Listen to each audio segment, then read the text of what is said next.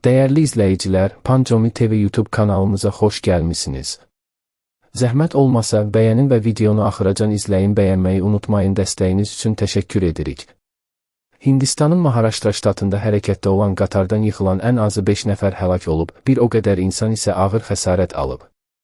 Pancomi TV TASS-da istinadən xəbər verir ki, bu barədə The Indian Express qəzeti məlumat yayıb. Hadisə Mumbaydan Lucknowya gedən Puspak Express qatarında baş verib. Qatardakı sərnişinlərin sayı vaqonların tutumundan xeyli çox olub, bu isə qatar hərəkətdə olarkən qapıların bağlanmasına mane olub.